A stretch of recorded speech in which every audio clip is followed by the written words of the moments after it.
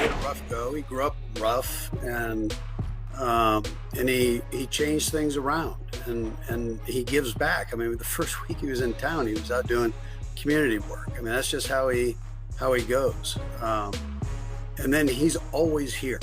I mean, it's funny because we're working in the stadium now. And so we have golf carts that circle the stadium, circle inside the stadium on the carpet. We've got the gray tires, we've got it all set up where we can drive these things in one direction around the stadium and utilize all the space we possibly can for social distancing. So every day I drive by the part of the defensive meeting room and where the defensive backs end up going after the defense breaks up, and he's in there. I go up early. He is in there by himself, and he's talking to the film. He's looking at it, he's evaluating the film, and he makes funny noises. I think that's why they call him the Badger. I mean, he makes all these little grunts and groans as he's watching stuff. So, but he is into it, and he is so smart and such a he's smart on the field and off the field, and such a good leader, and he does it with this great energy and intimidated by nothing. He wants to challenge every play. Peter King's truncated training camp tour this year due to the pandemic has taken him to, among other places, Kansas City. You can read all about it in today's Football Morning in America. And here is some of Peter King talking with the defending Super Bowl MVP from the defending Super Bowl champions, Patrick Mahomes, about how he hopes to get even better in 2020. Players work on things in the off season, and even after you've won a Super Bowl, I'm sure you say, man, I want to get better at X. Give me one or two things that you've really focused on this off season, even if they're little technical things that you've really worked on to try to get better as a football player. The biggest thing to me, I think, has been trying to diagnose defenses even quicker. I think that's something that I got a great challenge out of these first 2 years. Is the only knock about having such a good offense these first 2 years is we get to see several different defenses every single year, and every single game, and different defenses that we scout for, different defenses that teams have played the entire year. And I'm trying to do my best job of being able to diagnose that quickly and being able to make the adjustments in time.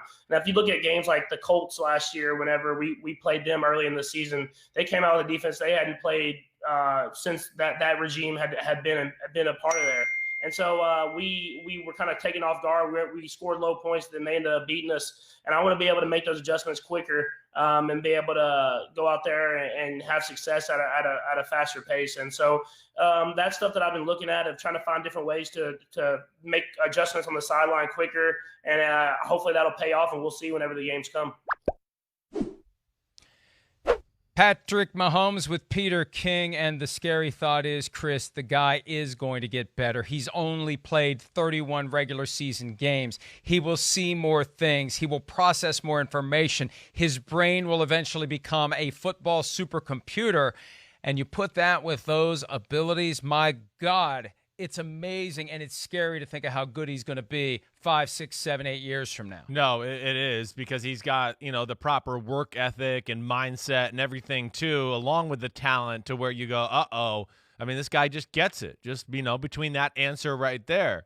And yeah, he's young. He's still learning, little tricks of the trade, how teams are playing them. To his point, defenses are going to do stuff against the Kansas City Chiefs that, they're not going to do against a lot of teams in football. Defenses are going to play Kansas City sometimes and go, whoa, we can't play our normal scheme against this group. He'll throw for 700 yards in the first half of the game. We're going to have to change up our approach. So he gets a lot of curveballs because of that and the talent of their team. And when that mental aspect of him goes to the next level and they can trust him to change plays, or he sees a route that should be changed because the coverage is going to be played a different way, great Scott's Batman, he'll be unstoppable, because he's almost unstoppable already.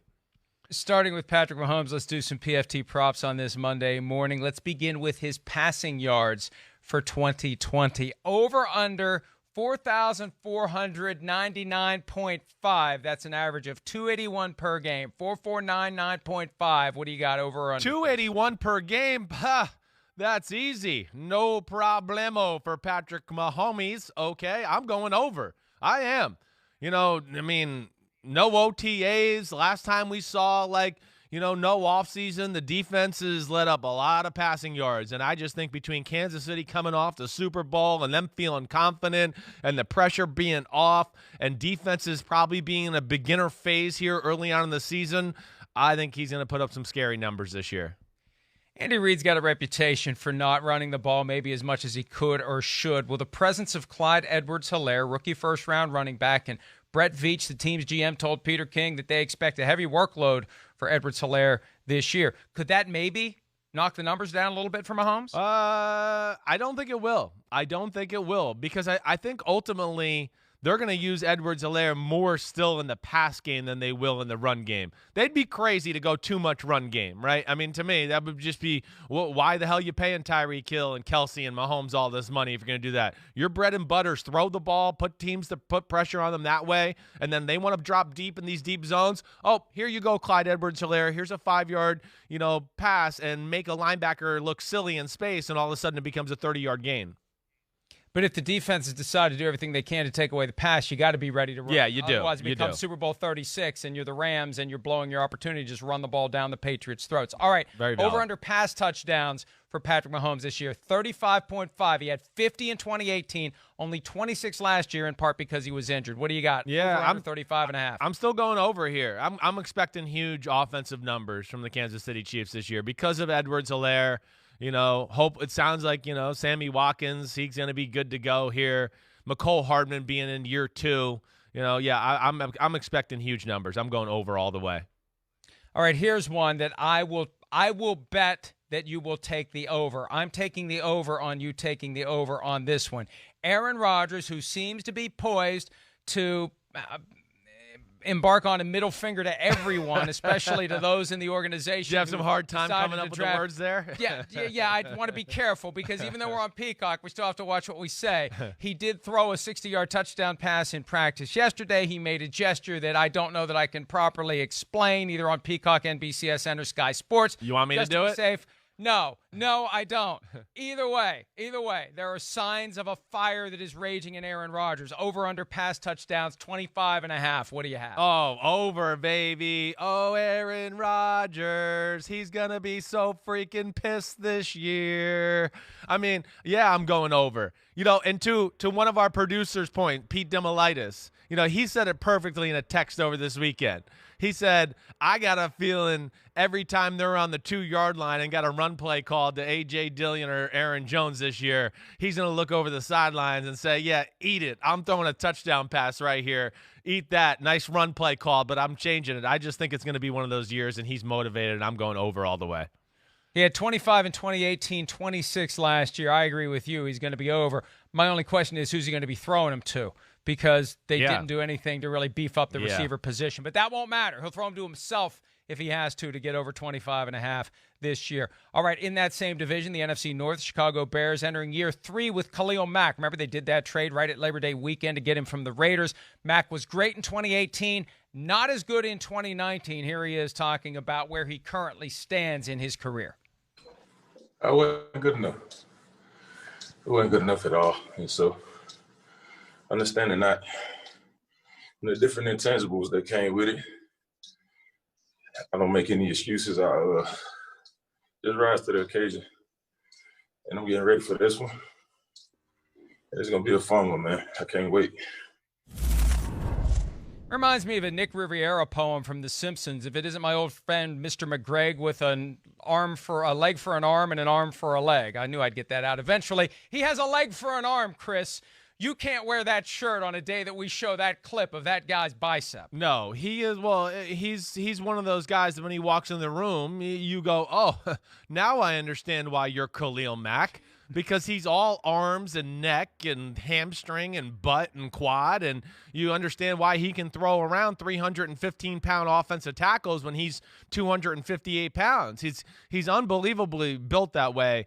I mean, I would expect Khalil Mack to be motivated and pissed off this year. The stats over under. Over. I'm going over all the way. 10.5 sacks. I didn't even give you the number. I'm going over. The 10.5. I'm going over. Yeah, I'm going over it though because between Akeem Hicks being back and healthy, and then Robert Quinn on the other side, and then I just think Khalil Mack has a standard he's going to hold himself to. He's going to be pissed off and ready to go this year. I'm going over all the way. Akeem Hicks is an underrated force on that defense. No doubt. And without him, it's a different operation altogether. And, it's a testament to the guys who just grind and grind and grind, and the average fan just kind of shrugs. But that's one of the big reasons why Mack was so good in 2018, because Hicks was healthy in there No doubt. the whole year. All right, Alvin Kamara, Saints running back. He's looking for more highlight reel plays. Over, under on yards from scrimmage. 1524.5 is the number. He had 1,500 plus his first 2 seasons, 1,330 last year when he was dealing with a knee injury most of the season. 1524.5, Chris, over or under? Yeah, I mean, I hate to be like Johnny over during this segment, but I'm going over here again. Contract year, Michael Thomas, Jared Cook, Emmanuel Sanders there. You got to worry about them. A motivated Kamara and a Drew Brees who knows how good Kamara is, and Sean Payton too. So, yeah, I think he goes off this year statistically. This is where it becomes a little fascinating, and you get into that nuance of a guy in a contract year. If you're Sean Payton, I know. Does that creep into your game planning at all, Chris, and cause you to not dial up as many plays so you don't showcase the guy who's going to go out and have 2,000 yards from scrimmage, and now you're not going to be able to afford him? I do think it will go into their thought process, yes, whether they want to or not. On a human level, they're not going to want to, but business-wise, I was on a team once where we had a receiver about to get the big money at the end of a season, right? He needed like a few more catches. The team wanted to hold him out. Hey, you're good. We'll hold you out. He's like, no, I need the catches for $250,000. Thank you. Hi, I'm Mike Tirico, and thanks for watching. Make sure to hit subscribe for the latest news and highlights from NBC Sports.